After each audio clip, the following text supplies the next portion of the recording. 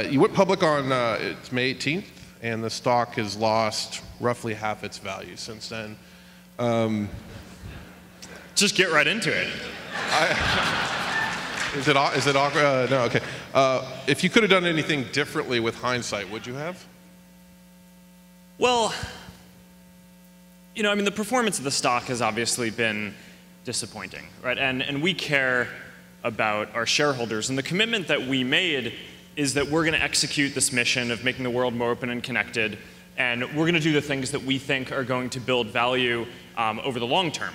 And you know, over the next 3 to 5 years, I think the biggest question that is on everyone's minds that will determine at least our performance over that period is really going to be how well we do with mobile. And you know, we've been in this quiet period for the last 6 months or so.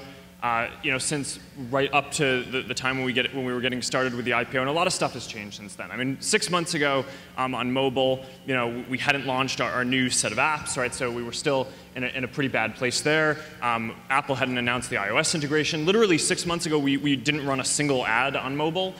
So, you know, I think it's easy for a lot of folks without us being out there talking about the stuff that we're doing to really underestimate how good, how fundamentally good mobile is for us. And that's one of the main things that, you know, this is the first time that I've really spoken since the IPO publicly, and it's one of the main things that I think is misunderstood right now is how fundamentally good it is on a bunch of different levels. So I mean, the first is there are more users, right, obviously.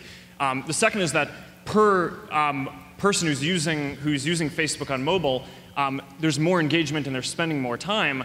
And then the third is that per amount of time that people spend on mobile, we think that we're going to make a lot more money than we do on desktop too.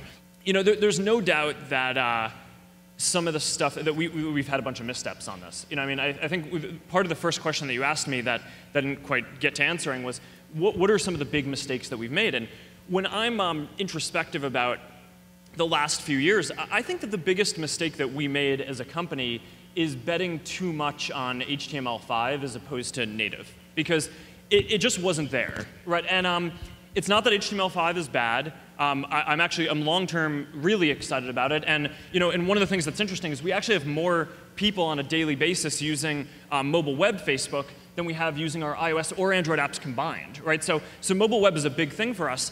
But there's no doubt that, you know, we went for this approach. We built this internal framework that we called FaceWeb, which was basically this idea that we can take the infrastructure that we'd built out for pushing code every day, not having to submit to an app store, building web code on the web stack that we have, and then we can translate that into mobile development. We just were never able to get the quality that we wanted. And so we made this decision 2 years ago to go in that direction. So it took us, you know, 6 to 8 months to build FaceWeb and get that approach going. Another 4 months or so to decide that it wasn't going to do it after we'd kind of committed to doing that. And then we had to start over and start rewriting everything to be native. So that's kind of, it brings us to where we are now. We burnt 2 years. That's really painful. I think probably we will look back on saying that is one of the biggest mistakes, if not the biggest strategic mistake that we've made. But we're coming out of that now, right? And the iOS app, I think, is in good shape, and the Android one will hopefully be soon.